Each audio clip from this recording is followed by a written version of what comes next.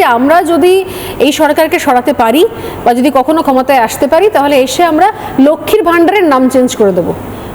ভান্ডার থাকবে, ভাতা দেবো, কিন্তু লক্ষ্মী নামটা থাকবে না। নিশ্চয়ই। এবং আমি শুধু বলেনি লক্ষ্মী ভান্ডার, লক্ষ্মী পক্ষী। আমরা ক্ষমতায় আসলে ওটা লক্ষ্মীর ভান্ডার আর নাম থাকবে না, নামও পরিবর্তন করবো, আর মাসে 1,500 লাই, 1700 লাই, 3,000 করে দেবো, আর 1,20,000 টাকার ঘরটা 2 লাখ করে দেবো। নাম পরিবর্তন করে কি হতে পারে? নাম পরিবর্তন করে আমাদের আসতে দিন না, মানুষ আমাদেরকে সাপোর্ট দিক, সেই ক্ষমতা দিক, তারপরে দেখবেন কি নাম হবে। ওই লক্ষ্মী পক্ষী হবে না।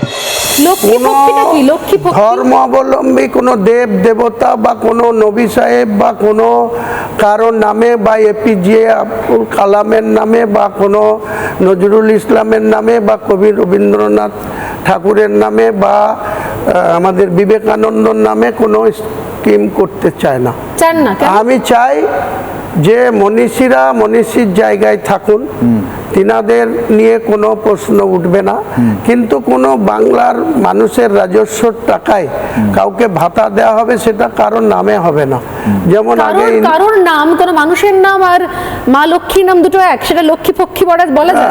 মা লক্ষ্মী তো একটা ধর্মের মা লক্ষ্মী, ইসলাম ধর্মাবলম্বী মানুষরা তো মা লক্ষ্মী মানেন না, দেব দেবতা মানেন না। তাহলে লাইন দিয়ে লক্ষ্মীর ভান্ডার নিলেন কেন হাত পেতে? যারা নিচ্ছে তারা নিজেদের যে কোনো কারণে এত নিবিড়ভাবে দেখেনি, কিন্তু যদি সঠিক কোনো ইমানদার মুসলিমকে বলা হয় যে তুমি নামাজ পড়বা, সেই মসজিদে একটা মা লক্ষ্মীর ছবি দিয়ে দেওয়া হবে।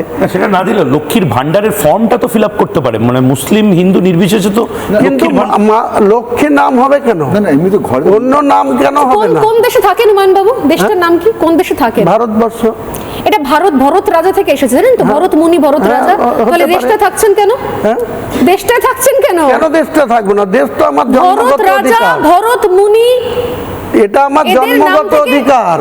এই ভারতবর্ষে মহান উপরওয়ালা আমাকে পাঠিয়েছে। আমার মনে আপনি কিন্তু গুলিয়ে ফেলছেন, জানেন তো? কি অদ্ভুত কথা। যেমন ধরুন দেশের ক্ষেত্রে অসুবিধা নেই না, দেশের ক্ষেত্রে কেন? আমাকে এই দেশে সৃষ্টি করেছে মহান উপরওয়ালা, আমি ভারতবাসী, এটা আমার গর্বের বিষয়। নামটা কোথা থেকে এসেছে? কিন্তু যেখান থেকে আসো, ওটা কি মুখ ফুসকে বেরিয়ে গিয়েছিল?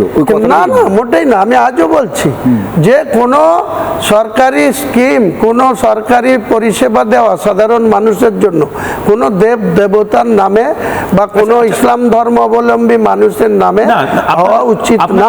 এই যে নবান্ন নামটার মধ্যেও তো অনেকে প্রবলেম দেখছেন, তো নবান্ন নামটাও কি পরিবর্তন করার দরকার?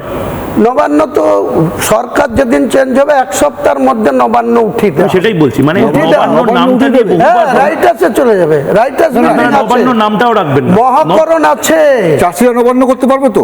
চাষিরা পাবে নবান্ন করতে? না, নবান্নর মধ্যে ওনারা আগেও বলেছেন রাইটাস বিল্ডিং এ নবান্ন শব্দটায় আমি যেটা বারবার রেফারেন্স, আমি আপনাদের অন ক্যামেরায় বলছি, বাংলায় যেদিন পরিবর্তিত সরকার প্রতিষ্ঠা হয়ে যাবে সেদিন আর নবান্ন বিল্ডিংটা যে কারণে তৈরি হয়েছিল সেইভাবেই ব্যবহার করা। নবান্ন একটা উৎসব আছে আমাদের, জানেন তো? নবান্ন মানে চাষিরা করতে পারবে তো, যেটা বলছো? হ্যাঁ, নিশ্চয়ই করতে। চাষিরা নবান্ন তো নতুন ধান উঠলে নবান্ন উৎসব, নবান্ন, আর সেই নবান্নটাকে এখানে রাইটাস বিল্ডিং করা, মানে আপনারা সব ঠিক করে দেবেন যে কোনটা নবান্ন করতে পারবো, লক্ষ্মী পুজো করতে পারবো। তান্ত্রিকতায় বিশ্বাস করেন উনিও, সব অ্যাস্ট্রোলজারে বিশ্বাস করেন। কোন ওনাকে সাজেশন দিয়েছেন যে তুমি ওইখান থেকে রাইটাস বিল্ডিং এ দিয়েছিলেন? মানে আপনি তো এতদিন আছে, মানে এটা কি সত্যি? মানে এটা আমি শুনেছি, অনেক তান্ত্রিকের কাছে শুনেছি, অনেক ওনার বুদ্ধিদাতাদের কাছে শুনেছি। ওনাকে বলেছিল যে উনি রাইটাসে বা মহাকরণে বসলে পারে উনি নাকি দ্বিতীয়বার তৃতীয়বার আর আসতে পারবেন না, কাজেই ওনাকে নবান্নে যেতে হবে। তাই তিনি অত সুন্দর একটা রাইটার্স বিল্ডিং, যেখানে আমি আবার আরেকটা আমি ইনস্টাগ্রামে দেখছিলাম যে নবান্নর নাকি বাস্তু নিয়ে প্রবলেম হচ্ছে বলে উনি 13 তলার জায়গায় 14 তলায় গেছিলেন, এরকমও একটা বড় জায়গা তৈরি হচ্ছিল। আমি বলছি আপনাকে, ভোটের রেজাল্ট আসতে দিন, মমতা বন্দ্যোপাধ্যায় সরকারকে ক্ষমতাচ্যুত হতে দিন। যে নতুন সরকার শপথ নেবে, নবান্নে 14 তলায় বসার দরকার হবে না। কোন নতুন সরকার শপথ নেবে? আপনাদের সরকার বলছেন? নিশ্চয়ই, আমরা নিশ্চয়ই মানুষের কাছে আশা রাখতে পারি। আপনি আর মিম, আপনার আর মিম, আমি আর মিম বলেন আমার সঙ্গে যারাই থাকবে, মেজরিটি যারাই পাবে। কেউ নেই। তৃণমূলেরই একটা টিম আপনার সঙ্গে রয়েছে, আর কে রয়েছে আপনার সঙ্গে? তৃণমূলের কোনো টিম আমার সঙ্গে নেই। তৃণমূলের একটা টিম আপনার সঙ্গে? না না, তৃণমূলের কোনো টিম নেই, বাংলার মানুষ আমার সঙ্গে আছে। নানা ধরনের কন্টেন্ট দেখার জন্য লাইক করুন, শেয়ার করুন আমাদের ফেসবুক পেজ, সাবস্ক্রাইব করুন আমাদের ইউটিউব চ্যানেল। পাশাপাশি অন্যান্য ব্রেকিং নিউজের জন্য অবশ্যই চোখ রাখুন রিপাবলিক বাংলায়।